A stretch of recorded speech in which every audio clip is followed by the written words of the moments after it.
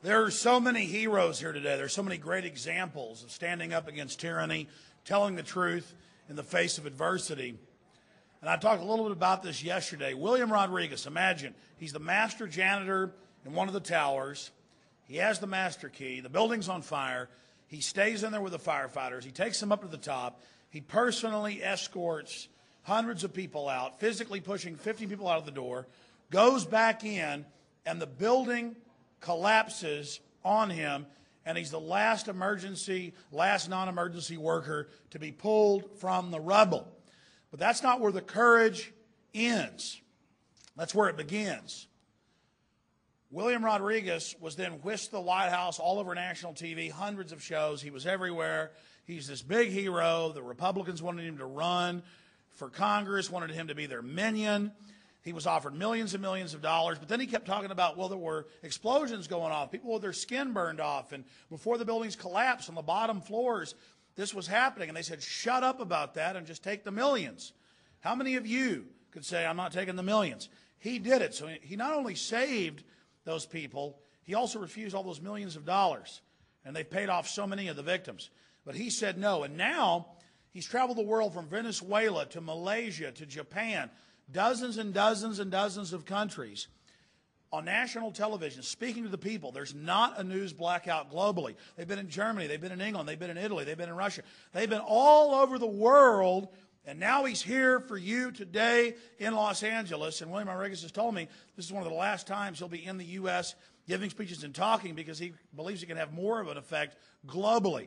So one of the real heroes of 9/11 wasn't a firefighter, wasn't a police officer, didn't even sign on for it. He went in there. That building was on fire. He went in there. He stayed in there until it collapsed. And so we're honored to have with us today William Rodriguez. William, come on up here.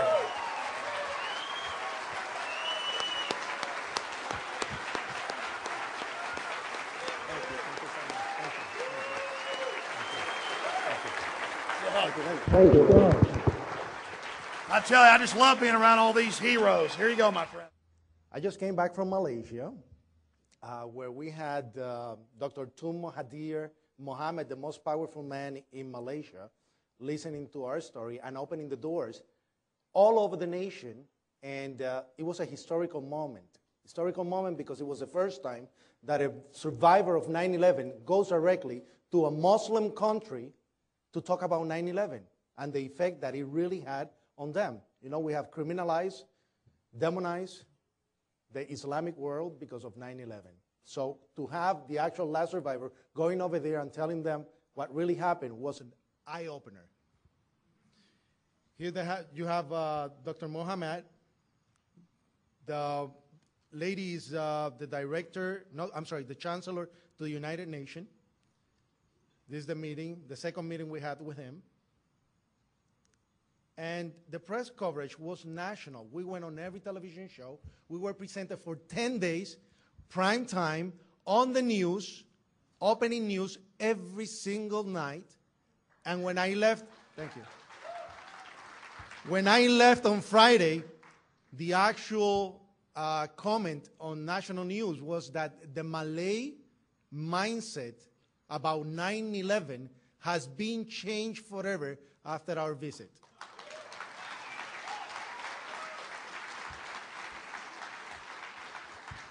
Prior to that, I went to Venezuela. Venezuela, I had a meeting directly with the second man in power after Hugo Chavez, Nicolás Maduro, the president of the National Assembly, who actually was very concerned about my safety. He gave me formal protection in Venezuela. He said, well, you know, you're in a very difficult situation here. Mind you that you probably didn't get the news over here, but an FBI agent went asking around the hotel for the list of the guests of the hotel that we were staying at. And when they find out about it, they gave us 5 bodyguards round the clock because they said, it's a possibility they could do something to you in our country and blame us for it. So we're going to protect you. And they ordered that a documentary about my life was to be filmed on the grounds of the palace. For 5 days I was filming at the palace. So they will have a historical evidence if something happened to me. So it's not in this country alone that they have done that.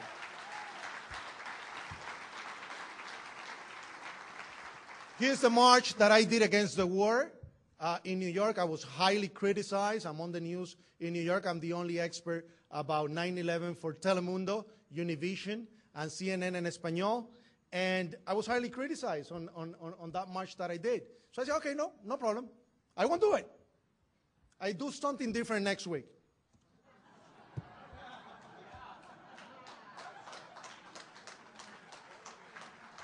I didn't have soldiers. So, the 9/11 report. Okay. Let's pass the report better. That's the truck. I was pulled right from under the truck. You see that black hole right under the truck? That's where I was pulled from.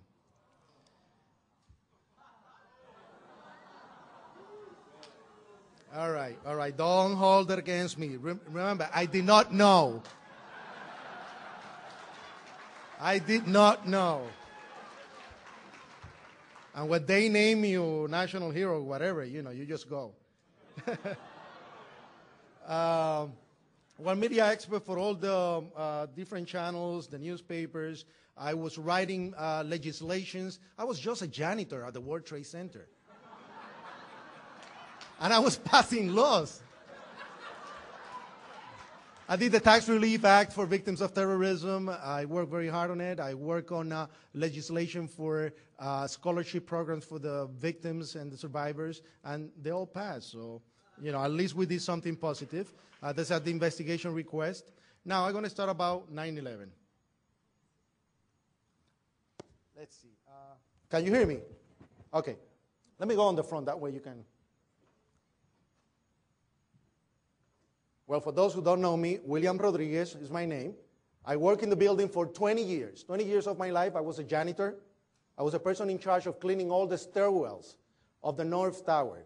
From the 20 years that I have in the building, 10 of those years, I worked at the governor's office. Governor Cuomo was a prior governor to Pataki. And I used to be the one that cleaned his office, did the whole organization of the press conferences. And I guess by osmosis of being 10 years in there, I learned the whole process of how to set up a press conference after 9/11, how to set up the bills that you saw in legislation, because it was 10 years of learning and listening without knowing that I was doing that, of how to deal with politicians. And that's how I guess God really prepares you and gives you a mission. He really gives you a mission. Now, it's been 5 years of my life dedicated to this. 5 years that I have been, since the moment that I was pulled from the rubble to this moment, fighting for victims' rights, immigrants' rights, the truth about 9/11, disaster management.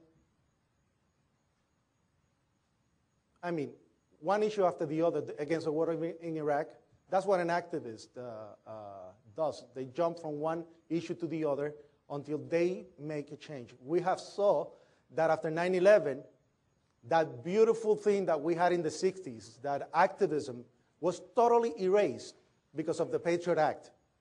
The Patriot Act totally eliminated 50 years of civil rights. Now,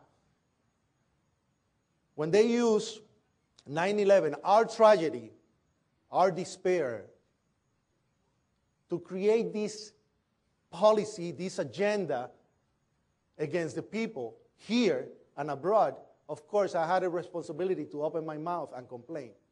Now,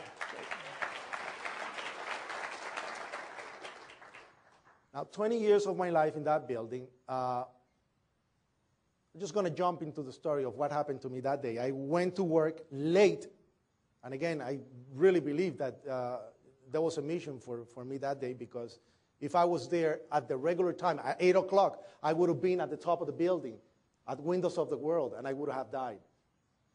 So I came in late, 8:30 in the morning. I'm on the basement. The building has 6 sub-levels of basement, B1, B2, B3, all the way down to B6. 6 sub-levels. On the B1 level, you have all the support companies for the company that dealt with the World Trade Center. Mine was ABM, American Building Maintenance. Now, that company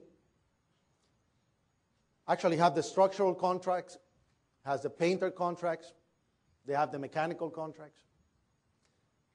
So our office was on the B1 level. As I was talking to a supervisor, at 8:46, we're like chit-chatting, and all of a sudden we hear, pa! Very strong. Boom! An explosion so hard that pushed us upwards. Upwards. Now, 20 years in the building. Remember that. And it came from the basement, between the B2 level and the B3 level. And at that moment, I thought it was the mechanical room where they have all the pumps and the generators for the building, that maybe a generator just blew up on the basement. Now, 20 years in the building, you know something that comes from the bottom and something that comes from the top. At that moment, everybody started screaming. And it was, the explosion was so hard that all the walls cracked, the false ceiling fell on top of us. The sprinkler system got activated. And when I went to verbalize that it was a generator, we hear, boom, all the way on the top. The impact of the plane on the top. 2 different events, 2 different times. Later on, I thought that they probably didn't synchronize it well. Because that came out on the investigation that probably this explosion was to weaken the base and the foundation of the building to be synchronized with the heat on the top, so it will fall automatically, which it didn't. Now, when that happened, screams everywhere. A person comes running into the office saying, explosion, explosion, explosion. His hands were extended, and his skin was pulled from under his armpits all the way to the top of the fingertips, and it was hanging on both hands. And I didn't know what it was. I thought it was a piece of clothing. And then I realized it was his skin. And I said, what happened? What happened? And when I look at his face, finally, he got missing pieces of his face. A black guy named Felipe David from Honduras, who I didn't know. He worked for Aramark, the company that put all the soda machines into the machines, the candies into the candy machines. And he was located on the B2 level when this explosion happened, and he put his hands to cover his face because there was fire. And that's how he got burned. That's Felipe David here. See, this whole thing was hanging. On the other side, you don't see it there, he was burnt as well. So at that moment I said, don't move. I was going to pick up the phone to call the emergency medical unit that was located on the building 2, the south tower. Building 1 and building 2 connected through the basement. And I went to pick up the phone when I hear another explosion. And that was so hard that the building oscillated so much that the walls cracked again. And people thought that it was an earthquake because they're going under the door frames, thinking that it was an earthquake. I say, no, I think it's a bomb. And the reason I said that, again, osmosis, because I survived the 1993 bombing. I was stuck in an elevator in 1993 for 4 hours. They have to break through a wall to get us out. So automatically, I thought it was a bomb. And I said, we got to get out. So I took those 15 people, I led them out of the office, through the loading dock, through a hill, outside the building, with Mr. Felipe David on my back, until I saw an ambulance. Get out of the building, I stopped the ambulance, put Mr. Felipe David inside. He goes into a coma, and that's when I hear automatically, a plane hit the building, a plane hit the building. There was a security guard standing right next to me, and his radio was going, there's a plane hit the building, a plane hit the building. So now, I'm at the base of the building. When I turn around, you know when you're on the base of the building, and you look up, you don't see the top? That's exactly what happened. But I saw the hole, I saw the fire,